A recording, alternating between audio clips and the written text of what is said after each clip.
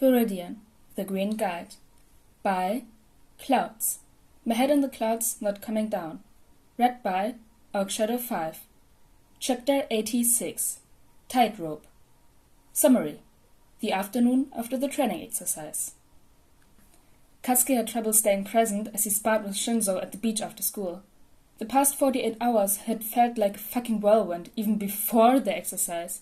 But then it got worse when he figured out that not only had Izuku become a vigilante since the last time he saw him, but he'd also fucking trained one of the strongest people in the freaking class. Obviously, Kaminari had never said a word about being trained by Viridian, but Katsuki had spent most of last night watching every single video anyone had ever captured of Izuku fighting, and he picked up enough to recognize his distinct fighting style. Take away the pipes and slingshot, add a taser, and what was left would look exactly like Kaminari had while fighting Yarurozu. They were probably friends. In fact, Katsuki wouldn't be surprised if Denki was closer to Izuku than he'd ever been, and he wasn't quite sure how to feel about that. On the one hand, he was glad that Izuku had found a friend who probably treated him as well as he deserved, but on the other, more selfish hand, Katsuki couldn't help but feel like he'd lost something important. He'd messed up and missed out on what probably could have been an amazing lifelong friendship, and even if he somehow managed to mend their relationship now, there was nothing he could really do to get those years back. Shinzo shouted triumphantly as he managed to knock Katsuki off his feet for the first time since they'd started sparring an hour ago.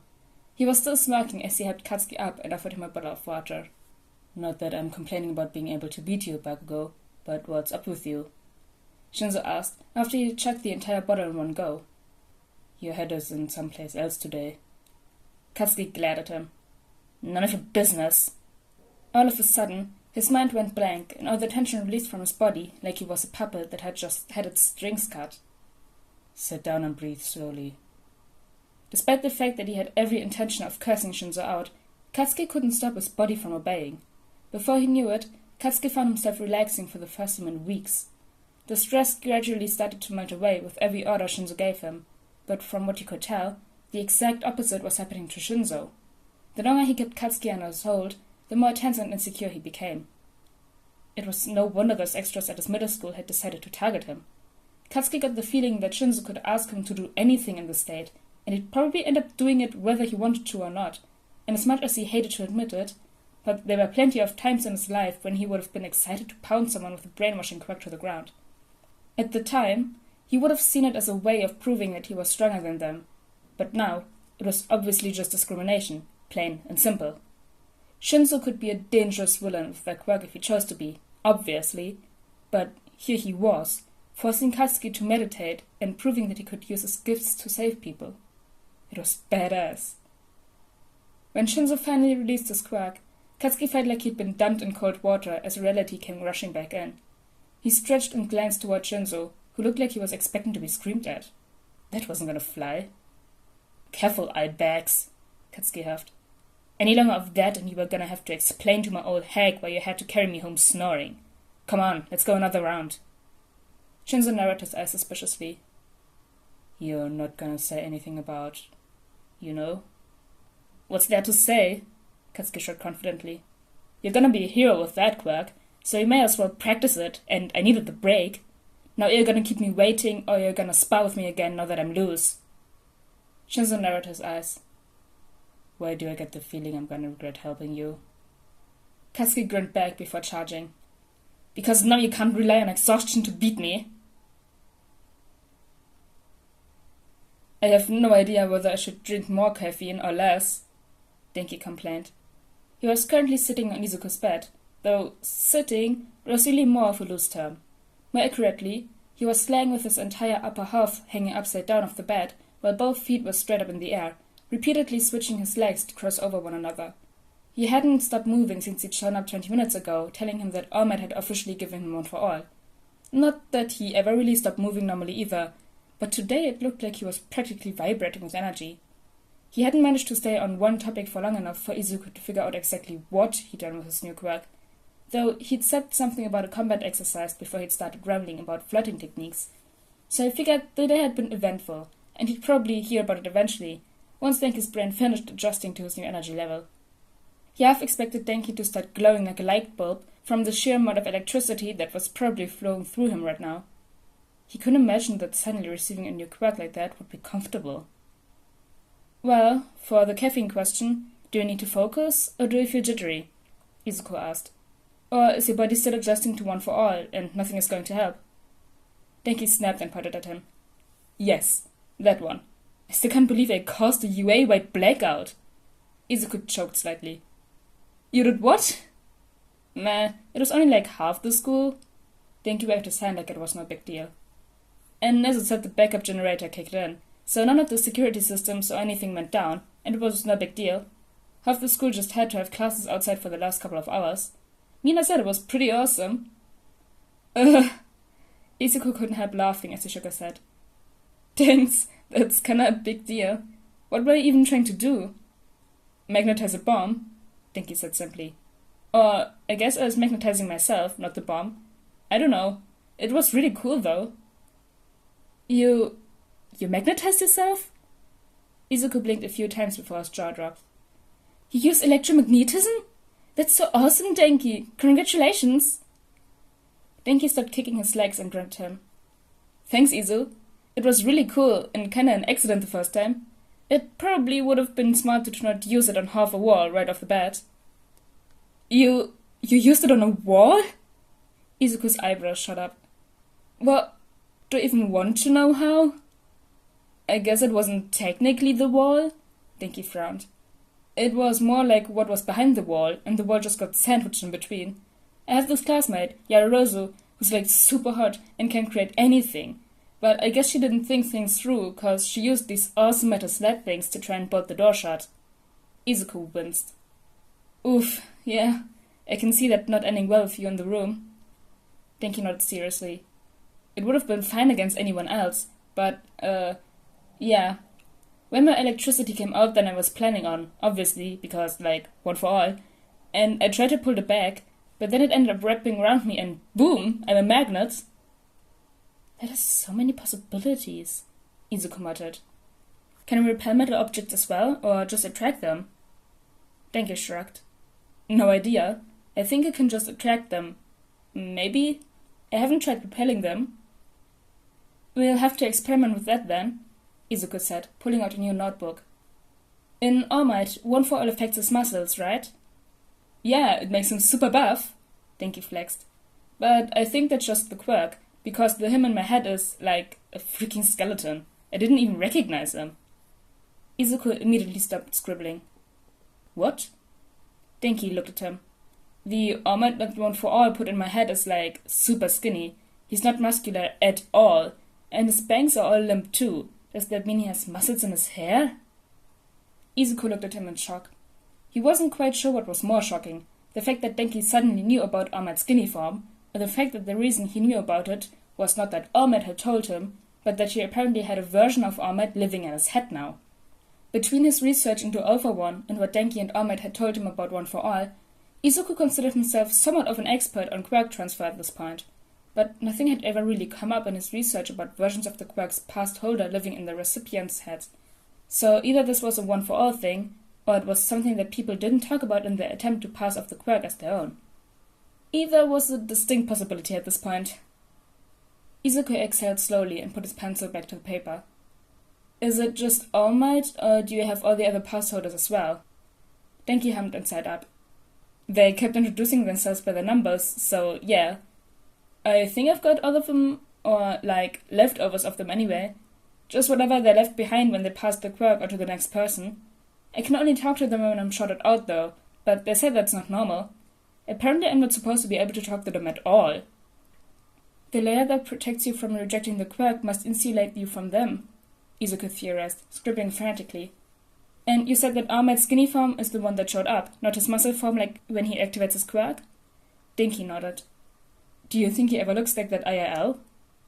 He does, Izuku answered, then realized that he probably shouldn't have answered that quickly, especially since he wasn't really supposed to know that. What I mean is that he should, right? If One for All increased his physical strength, then he would only have those muscles when the quirk was active. Have you noticed any increase in physical strength since getting the quirk? Denki frowned and shook his head. I don't think so. I was kinda distracted by the whole magnet thing." He jumped up, grinning as an idea occurred to him. "But Aizawa-sensei had us do these crazy tests on the first day, and I hadn't gotten the quirk yet, so we already have a baseline to compare it to." Izuku returned the smile and snapped his notebook shut. "Then let's see how one fall affects your physical strength. To the park!" Queen Bee was, excuse the pun, buzzing with nervous energy. Working for Alpha One had a lot of benefits. She had all the resources she could ever dream of, and had her pick of interesting hosts to choose from without having to worry about pesky things like disappearances or medical abnormalities. She was always getting to meet new people and use them as her playthings, and the best part was that her beast never lacked for things to do. It was easy to forget exactly who her employer was, until, of course, things started going wrong like they had been lately. It wasn't her fault. There were a lot of factors, and how was she supposed to know that the pesky little vigilante was going to blow up all her bees? Luckily, she'd pumped the doctor's failed experiment with enough poison to level a city, it felt like, so there was no way he'd survived that, and, if he had, it would have been in the news. That, however, was one of the only positives to the whole fiasco. Alpha One wasn't known for his patience. He would keep a pawn as long as they remained useful to him, but once that was no longer the case, say they had failed at their assigned goals one too many times, then, well, men like Alpha One didn't bother with little details like severance pay, so it was better to not fail.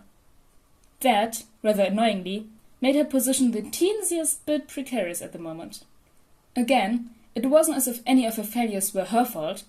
She was doing her best, and she thought she'd done quite well at recovering and completing her tasks, considering that she was also having to adjust to an entirely new host, not even one that was her first choice. Still, though, Alpha One probably wouldn't tolerate any more failures, especially one as major as her beast somehow failing to even hurt Viridian. She would be the first to admit that she'd been distracted during the fight and was focusing most of her energy and bees on exterminating the doctor's stupid pet. But when a few of her drones had seen Viridian on the scene, she'd ordered them to sting him too. But then they hadn't. She was fairly certain it had to do with the way he was hacking into her hive, because she could have sworn that they'd stung him, but those signals have obviously gotten intercepted and switched up somehow, because by the time she'd recovered from losing almost 80% of her hive, which hurt a lot by the way, he was out, about, and apparently completely fine. She took back every single time she'd ever thought he was cute, because now she knew that he was a complete and utter jerk that was ruining her life. She wasn't an idiot. She knew what would happen if Alpha One suspected that Viridian was able to hijack her signals like that without causing the self-destruct to engage, and she rather preferred being alive, thanks. So she'd made up some bullshit about him finding cover and the bees not seeing him. He'd been angry, of course, but her success at getting rid of the experiment had made up for her slip-up, and he decided she was still useful, especially because without her, he would have to find another spy at UA, which would set his plans back even more. So she was safe, for now, but that would only last for as long as she kept bringing in good information, and that would be difficult if people kept destroying all her bees. First Viridian, then that stupid Kaminari boy. Sure, he was cute and kind of ditzy, and she'd actually enjoyed it quite a bit when he'd flirted with her while she was possessing Kohaku. But did he really have to shout out half the school and for a good chunk of her bees along with it? He was really lucky he was cute. Thankfully, pretty much everyone had screamed when the lights went out, so the screams of pain blended right in as she felt her bees get electrocuted. She'd only had a few minutes to recover, but what with the sudden darkness and the chaos of All Might ushering them to another training ground to finish the exercise, no one had noticed her acting a bit off. They might have noticed when she took her turn, but her and her partner hadn't actually even fought, they'd lost so quickly, so it didn't end up being an issue, which she was grateful for. She was really sick of her bees dying. It wasn't all bad, though. She had learned the true identity of the Kachan they'd been hearing so much about, and now knew to be extra careful when sending her bees around him, because he understood the significance of them and would explode any that got too close. It was inconvenient, but doable, and unfortunately unavoidable if she wanted to keep her cover and, by extension, her life. At the very least, it was better than not having any warning. The best part of the whole thing, though, was the power outage itself. It had knocked out a lot of the cameras inside the school, so it had been child's play to send a few bees to figure out where the teachers kept their schedules and lesson plans, and she'd been able to retrieve them while Ahmed was still trying to regroup the students and call them to the new training ground. The original plan had been breaking into the school to get those, of course, but this saved time and effort later, which was always the best way to please the bosses. This way, All For One was happy about that because Shigaraki didn't have to go and do it himself, and Queen Bee was happy about it because if All For One was happy, then she wasn't at risk of dying a horrible death. She was excited. After all, what girl wouldn't enjoy a field trip?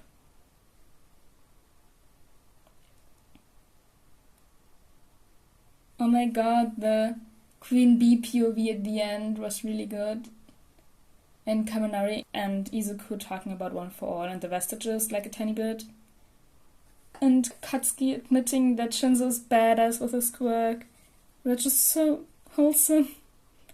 But anyways guys, I hope you all enjoyed chapter 86 of Viridian the Green Guide, and I'll see you all next time.